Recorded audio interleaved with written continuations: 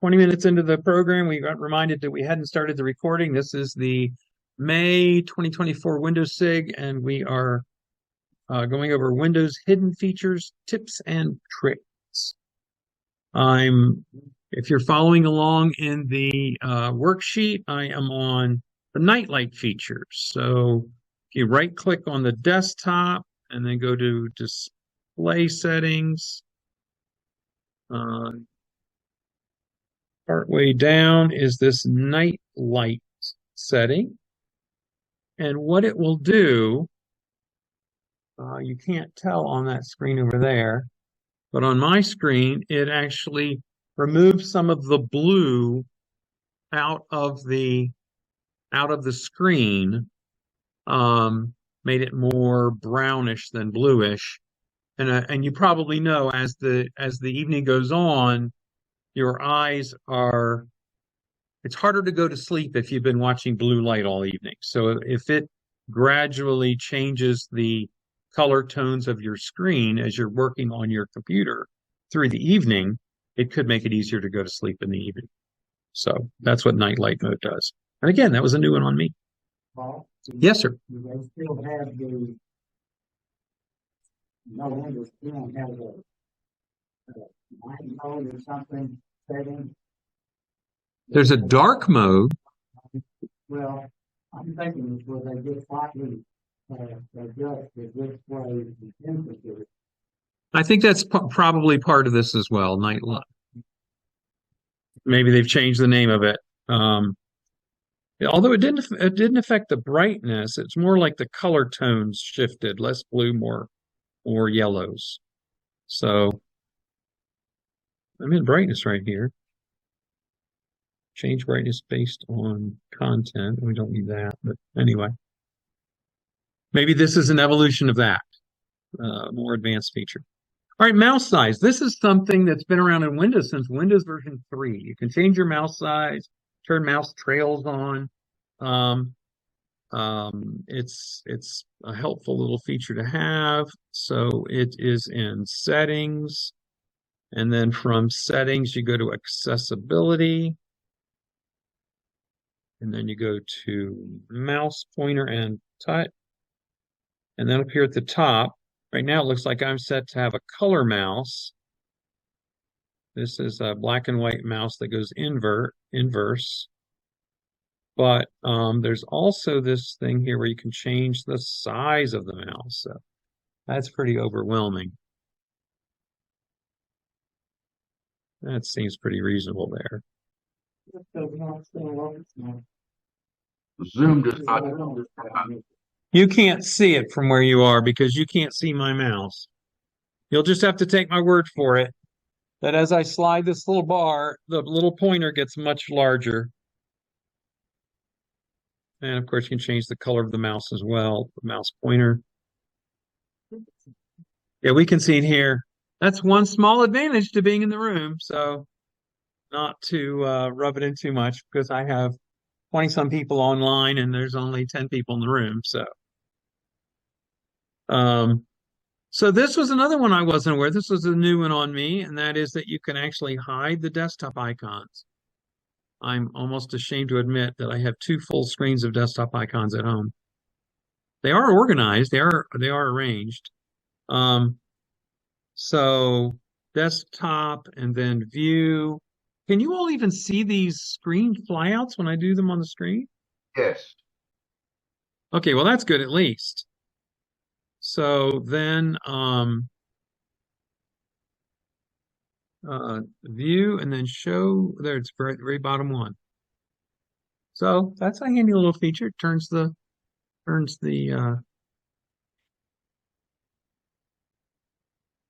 so that wasn't what I wanted. View and then show desktop icons. Better bring them back or the next person to use this computer will be very confused. Yes, Bob. This at all or nothing? Yep. Thing.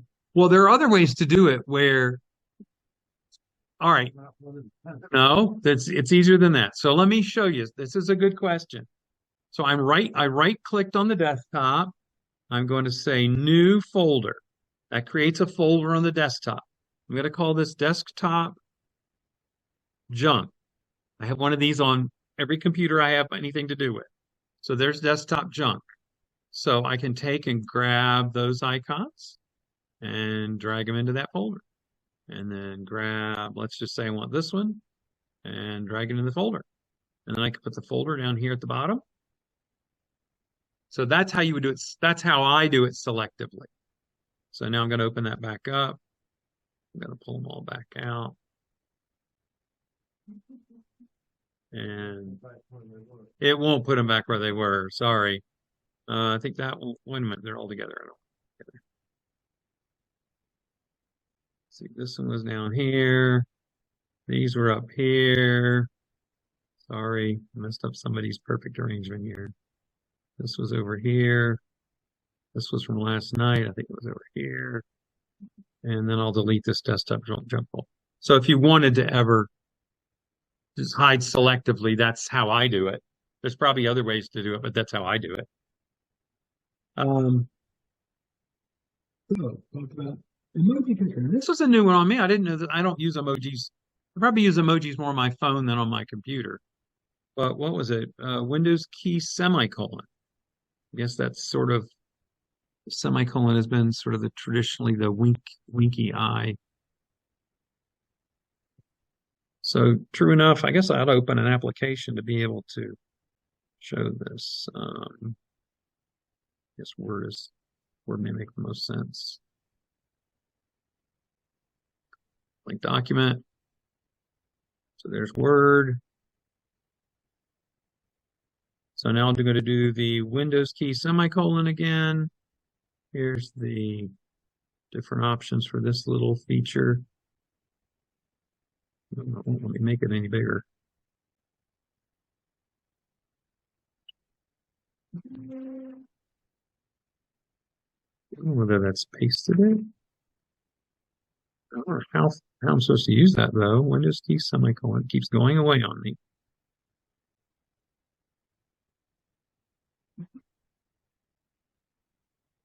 All right, I'm open to suggestions here. How do I use it now that I've got it? Right click it. Doesn't seem to do anything.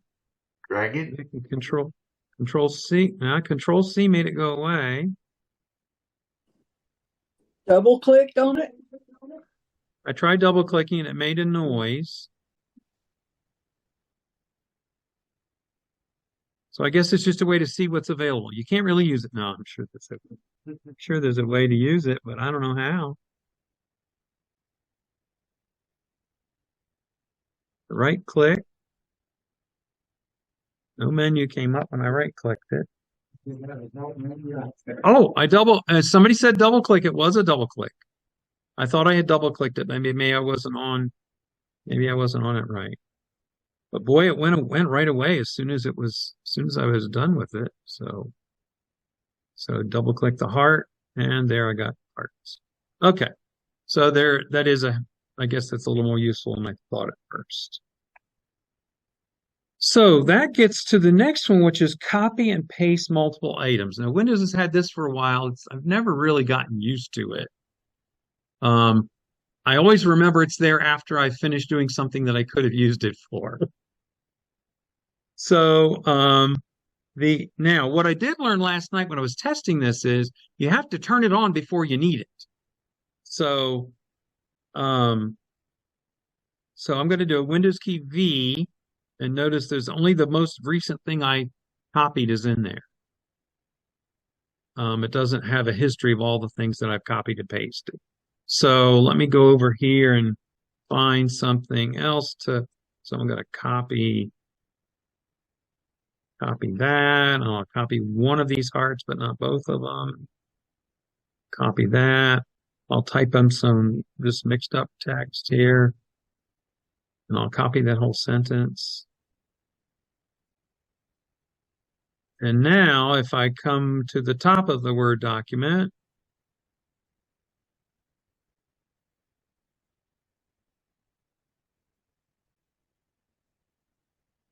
and I do Windows key V, and you can see that the various things in the order in which they were most recently copied are there. So there's the single heart, not both of them. And then if I do the Windows key V again, instead of the Control V, then I can put another copy of the moi guy in there. I clicked twice. I got two of them. But anyway. So you get the idea. Windows key V functions as a paste history key, but only if you turn it on, only after you've used it the first time, was what I learned last night. So, moving on, I'm toward the end of the first column, the second column, start menu navigation. I didn't think this was particularly helpful, but I don't use the all apps feature very often. So, you can scroll up and down till you find what you want, or if you click on the M, it gives you a list of the different, an alphabetic list that you can move around within. To me, that's not really any easier or harder than using the slider bar, so I don't find that particularly helpful. Moving on. Snip and sketch. All right. It seems to me there's a whole lot more snip and there's not very much sketch in this product, but I have been using it for a while. Frankly, I've given up on Microsoft's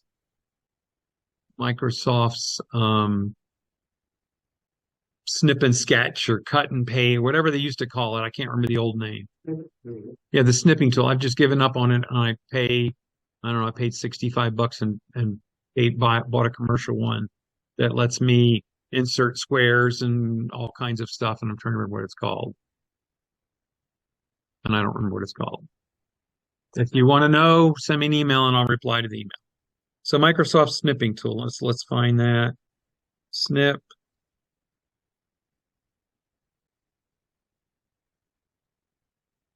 So if I want to take a snip of this part of the screen right here, I can do that. I'm sure many of you have used this before. I guess maybe I'm just, maybe you haven't. So if I'm using Control V and I just pay, well, oh, I didn't go to the, what? It didn't work. Hang on, I'll do this again. I'm going to grab it, this little part of the screen right up here. There it is. Now I'll copy it from the snipping tool, Control C, and now I'll come over here into Word, and I will paste it in here, Control V, and you see it put the screen. So if you're wondering, these handouts that I do for you every month, how I do these handouts, this is exactly what I do. I snip the screen and I paste it into Word, and I resize it in Word so that it fits in the space that I've given it to appear. And that's how I make these little handouts. Paul, Yes, sir. this is Jerry. A shortcut to get to the snipping tool in Microsoft is a Windows key, Shift, and S. Windows Yes. S, and that turns it on. And there Yes. M's, and you can pan what you want. And okay, that's all I have. Let me bring up a web page because it's a little more useful. Zoom's not particular. Let me go to CNN or something a little more normal.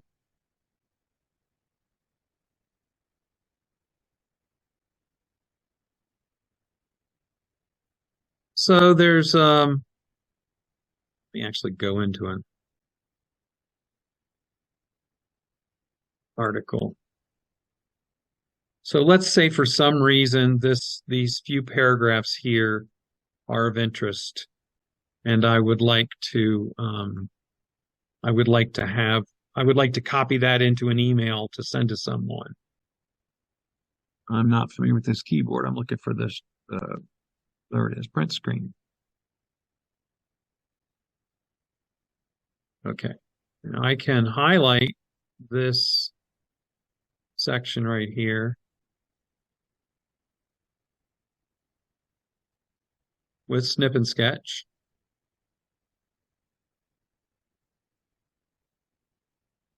And it didn't work. I don't know why I'm having trouble on this computer tonight. It's the second time I've tried to.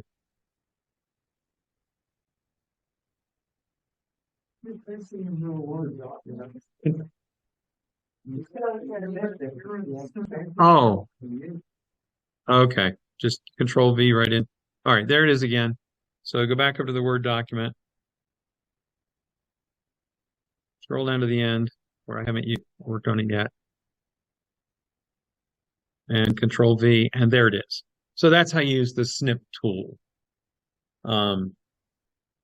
And you see it just pasted that section in there. Now, sometimes it might be too small or too large.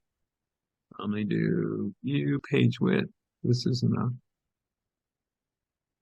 So if for some reason you feel like that's too large for your email, well, this is a Word feature. You can make it smaller, whatever you need to do.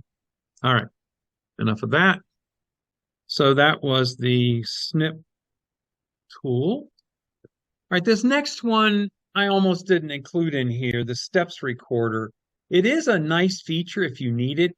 If you need to make instructions on how to do a complicated task in Windows in order to pass those instructions on to someone else, that's a good time when this little tool might be handy, because it will record everything you do, show the screens in which you did it, and then at the very end, it actually annotates what you did.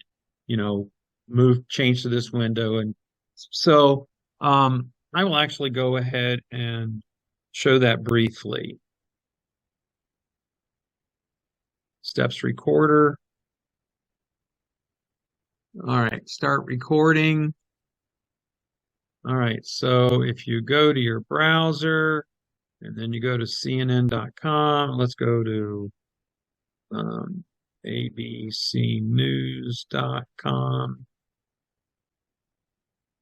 I think I spelled something wrong.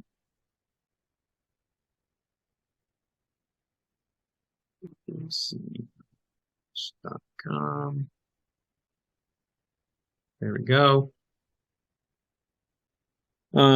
Whatever. Cream cheese recalled. Hope none of you use that brand. And then, then I go to OneDrive and, I could do all these different things. And now I go to the steps recorder and tell it stop and review. So it recorded what I did. And you can see it did screen grabs at each step along the way when I changed what I was doing. At the very bottom, it tells, step 3, type this, click here. So again, you can't use it without editing it, but it does give you some basic information. You could paste this into Word, clean it up a little bit, and have some instructions. All right, this next little feature is something I didn't know until I started preparing for this lesson, and that is that you can now have multiple clocks in Windows. Why might this be helpful to you? So if you've got grandkids in Arizona and you want to, what time is it? Are they 3 hours ahead or 3 hours behind or what have you? Then this might be handy to have. So you right click on the time down here in the corner. You go to adjust date and time. Make sure time and language is what's chosen, which it is. You choose additional clock. I think is at the bottom. There it is, additional clocks.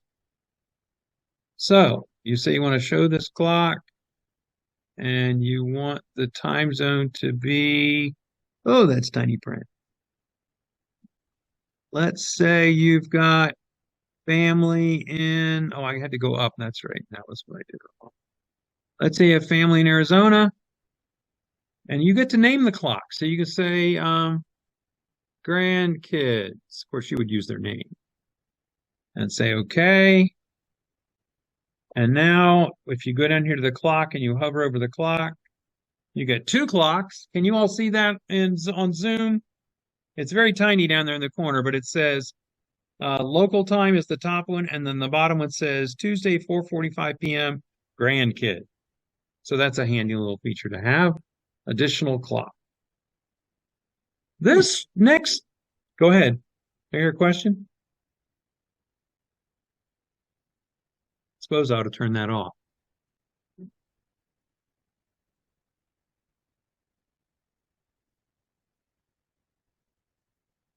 And just tell it not to show that clock.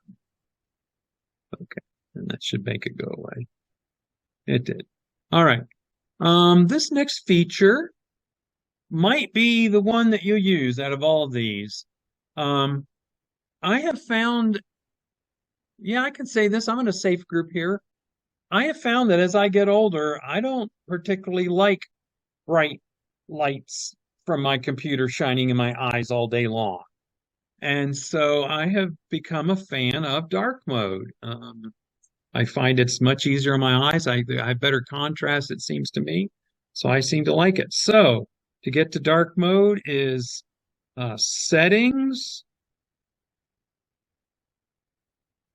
and then personalizations. We were in here earlier.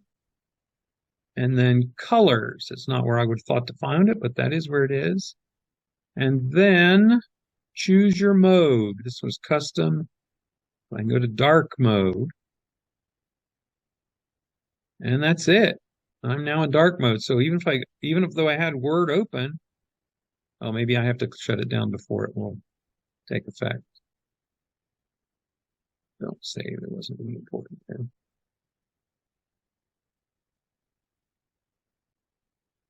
Come no dark mode. Works on my computer. Oh.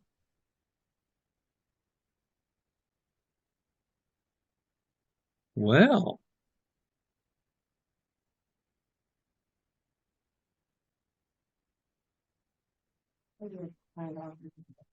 Or maybe you have to do it within, no. Well, so much for it working with across all Microsoft programs. It does work for me, so I'm not sure why it's not working here. I'm not using Office 365. I'm using actual real Office. So anyway, I find dark mode very handy. I like dark mode. This next feature, startup apps, is one that I've actually put a note in here, another note of warning that he did not include. I'll go to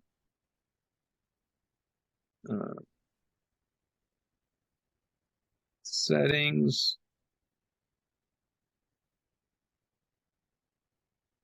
apps,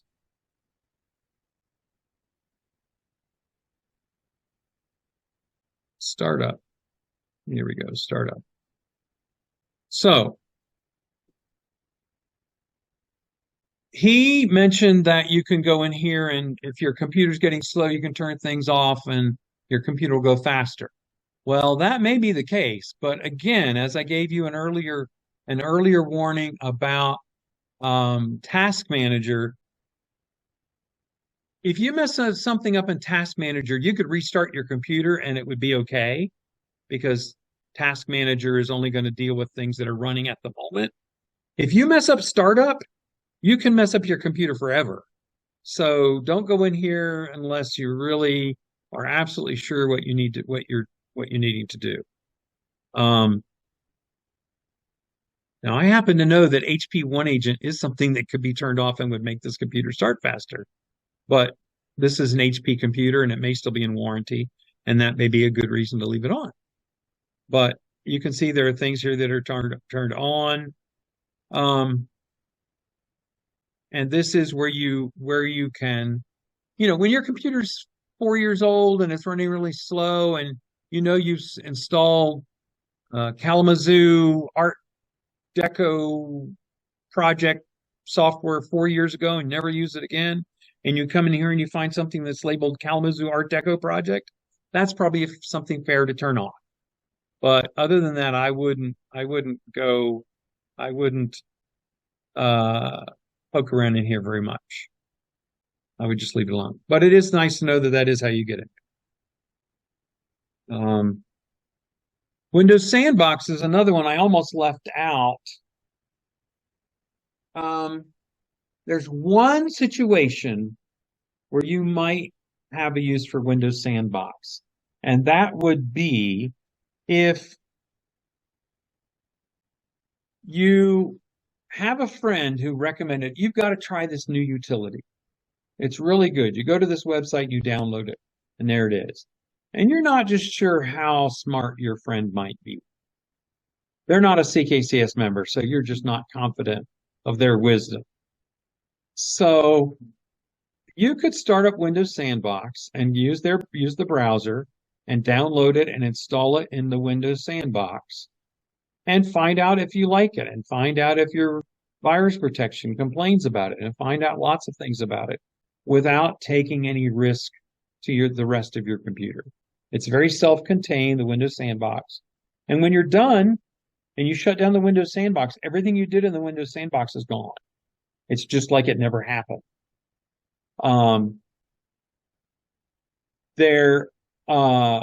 Another situation might be which is similar, is to go to a website that you're just not sure about. That name just sounds real fishy. Well, fire up Windows Sandbox, go to that website in the Windows Sandbox, and if in fact it's fishy, you shut down the Windows Sandbox, no harm, no foul. So those are the kind of things the Sandbox is good for.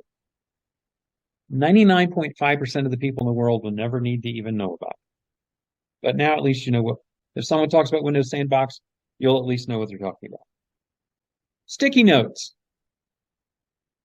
Sticky notes have been around since at least Windows XP.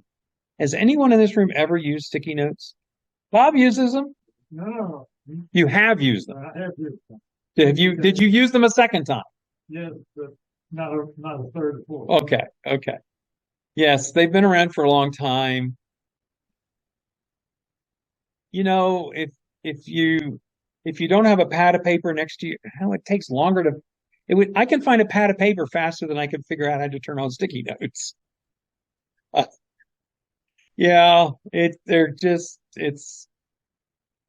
an old joke about your administrative assistant using whiteout on your screen, and that's about how useful sticky notes are.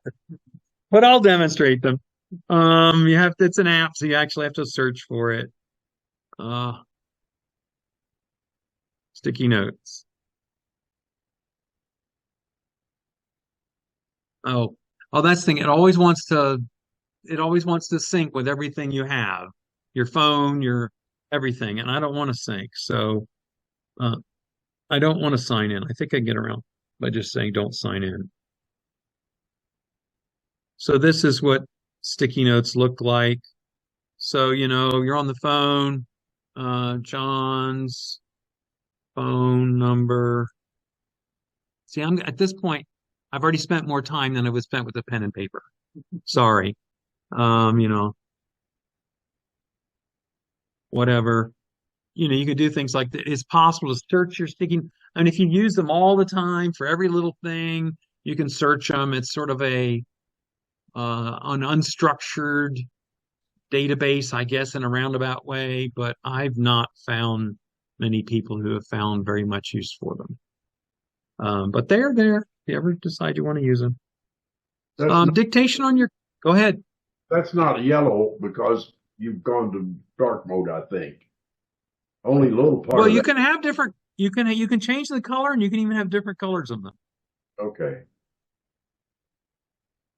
Yeah, you can have yellow ones that mean certain things. Then you can choose one that's in a different color. I don't remember what all the options are, but I do believe that you can have sticky notes in different colors and you can determine what you want the colors to mean.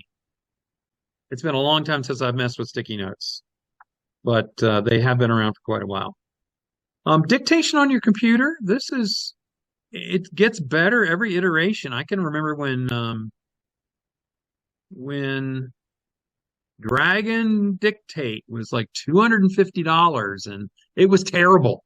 I mean, it was awful, awful. You had to train it for hours and then it still didn't do a very good job. And I mean, I tried it for, I was a, I never took typing in school. So I was just a terrible typist. And now still a terrible typist, but I'm fast. I don't know where I'm supposed to put my hands, but I'm really fast at it. So, but I remember trying Dragon Dictate and I think it was a CKCS deal where they agreed to send me the software for free if I wrote a review. And I'm pretty sure I wrote my review, but it wasn't a good review. It was in the CKCS newsletters back in I don't know, 2001, probably way back there. And, but, it's gotten so much better and it's free now. So, what is it? Windows key H. What is it trying to tell me? Privacy statement? I don't, why isn't it just starting? I did this last night. It worked. You want to get it started? You're not on the word page. Oh, I've got to be in something it can type into. I guess that makes sense. All right, now Windows key H. All right, microphone. Now is the time for all good men to come to the aid of their country, period. I don't know. I guess I could keep going this whole rest of the session and just leave this running and it would dictate the class. We'll see how far it goes. Is it smart enough to put question marks where it needs to be? No, it isn't. You can use that for the board, like when you're My experience is that the app on the phone is much more accurate than what's here. If you're using if you have an Apple, if it's a Siri recording or an Android, it's the Google Voice. They're pretty good. The guy made the point of saying it was going to put the punctuation in here for me, but I haven't seen a punctuation mark yet. Capitalized. Yeah. It capitalized Google. It's capitalized now, because at first it was not a capital. It's got a pretty good microphone because it's picking you up. They're right there in the, but that's not that's the hardware, not the. Oh, I use dictation all the time, and it works. Must pronounce each period, question. Are you, Jerry? Are you using Microsoft's dictation, this right within Windows, or using what comes with Word, or what are you using? One that comes with Word is what I use. Yeah, I don't think this is the same one that you get when you do Windows key H or what? Yeah, H. Maybe it isn't. How's that for run-on paragraph? I do see a period in there, but I may have said the word period. No, I saw it one more time.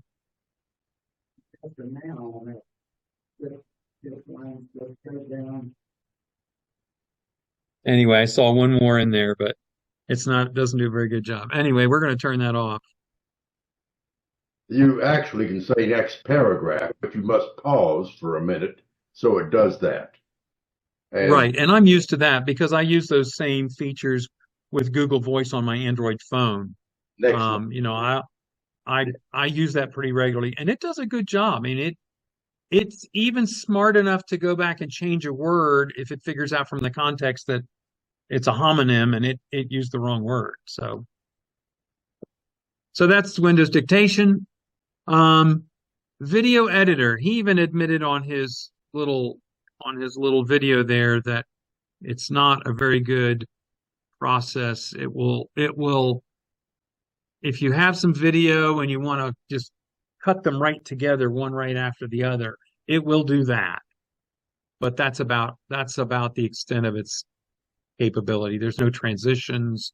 You're going to need to use some better software to get even better than that. But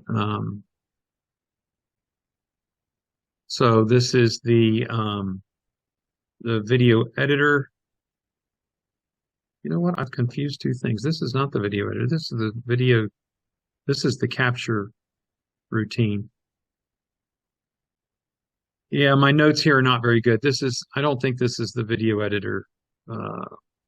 This is the game bar capture. So the whole point of this is you can play Xbox games or Microsoft games on your computer, and you can record them while you're playing the game. You can wear a microphone and you can annotate. You can talk to the recording that you're making about the game while you're recording the game. And then you can post it on YouTube and make money by people watching your gameplay. So that's that's what this is, the Windows key plus the G. So that's that. I'm at the end of my page, the very last thing, and this one also has a big caveat.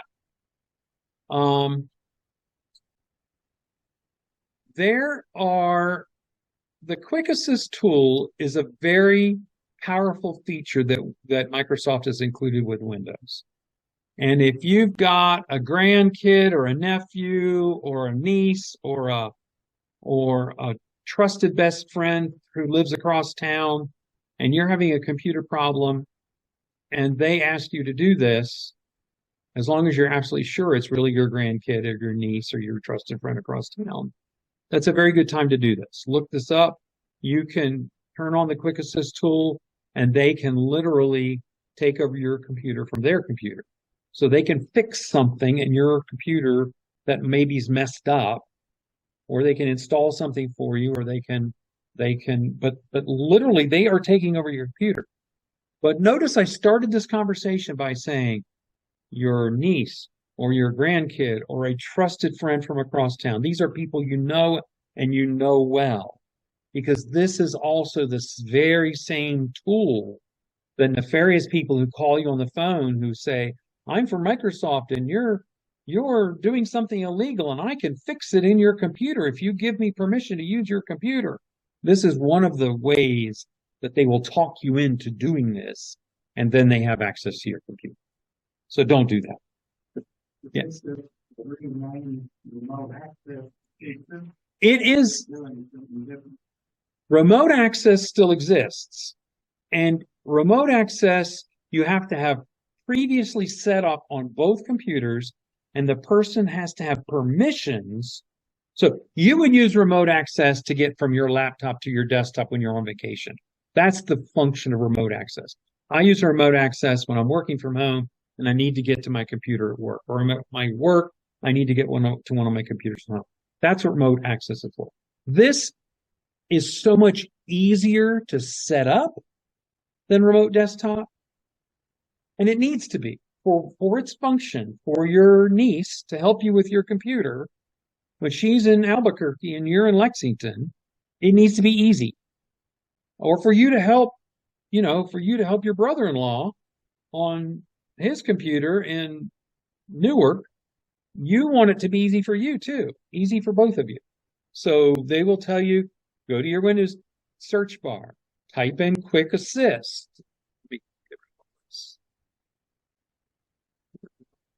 Do I have to delete every single one of these? Oh, how do you activate that? That's what I'm going to show here as soon as I get out of this thing. Okay. So here's how you activate it. So Quick Assist. Yes, sir.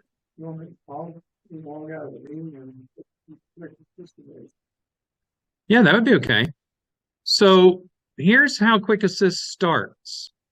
You're either the helper or the helpee. If you're the helper, and I'm going to do this in a minute, you click this and you give you're given a few instructions, and you're given a code, and you have the other person type in the code, and it works from there.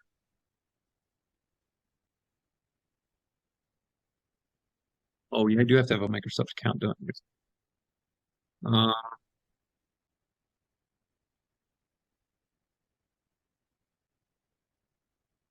Uh, okay, this one's signed in. I guess it'll work.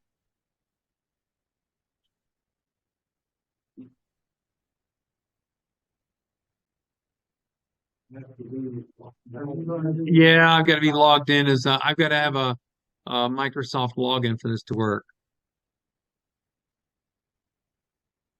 Um,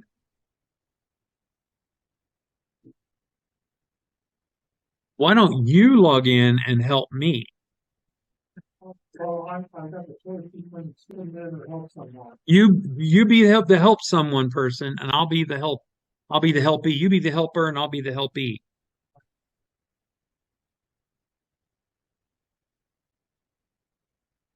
Because you can log in easier than I can.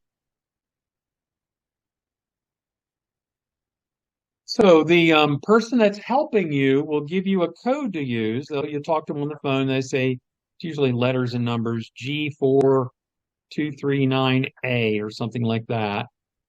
And you type that in, and then they have control of your computer. It's a very simple and straightforward thing to use. Yeah, I'm ready for the code. 9, 3, 2, 2.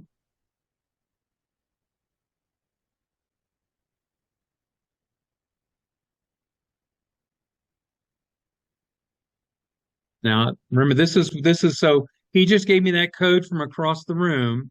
He's sitting at a computer at the back of the room. Yes, I'm going to allow screen sharing.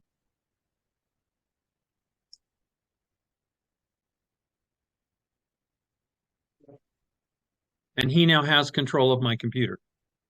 Move the mouse around for me. Oh, I'm not seeing that. You have your own mouse? All right. Well, launch a program.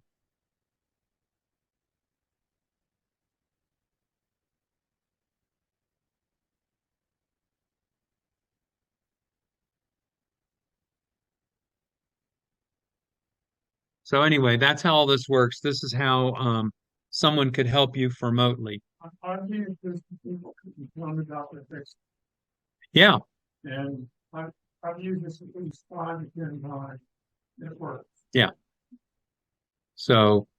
Now I can sit at home and there's the Yep. And you can fix the problem on their computer. talk on the phone. Fortunately, all the problems. Any questions? Well, I've been at this an hour. I have a question. Go ahead, please. When you have a program open and you want to get back to your desktop, you can move your mouse down in the lower right-hand corner and click, and desktop should come up. That's the way it works in Windows 10, but I can't get it to do that in 11. Well, I will tell you the other way to do it, which is the way I do it, and that's the Windows key and the letter M for minimize. So why don't you try that and see if that works in Windows 11? Okay. I'll try that. Thank you. Work? Good, Well, glad to help. It won't work while I've got the Zoom window on. Oh, that could be. It won't let Zoom small. So that's how I do it. But yeah, I knew that was. I could never get my mouse exactly on the right spot, especially when I have 3 screens. It's so. Other questions? Well, I heard a question. Sorry, Paul. This is Janet. There's a question in chat from Jean. She would like the handout, so she may not be on your email list. Maybe she could email you her email address and receive the Did you already send it, Mike? So, Jean was sent an email at 7:30 this evening while we were in the middle of the meeting to give her that information. Did you Thank get it, you. Jean? Let me unmute her. Did you find the Let me email? look. Jean? Let me look to see if I have it. Thank you if you send it. Thank you very much. You're quite welcome. The link to the original presentation by Kevin on Microsoft's Kevin, you put that in the chat bar. Will that disappear whenever you hang up? How Yeah, can it will. So you may want to copy that out of the chat. can you just email that to everyone who might want it? Or maybe Mike? I'm the only one that Mike wants is my emailer because I don't have access to the list. We've tried twice to get me access. And, Gotcha. all right. Let me see if it's under chat, isn't it? Yeah.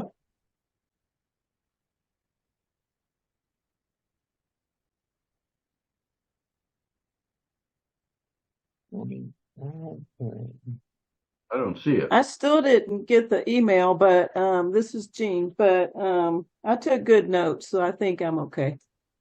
Well, we're happy to send it to you. My email address is Paul, Paul, at Stackhouse, StackHouse.org. And if you do if you do it .com, I get somebody else I know will get it. But Okay. we're not related that I know of, but I'm at .org. And anyway, that will I can forward that back to you, and also I can forward that on to Mike to make sure we put you on the mailing list. Okay. Thank you. I just went to the chat room and copied that, and I was able to paste it into a Word document. All right. So that works. And very good. I'm going to send this to Mike.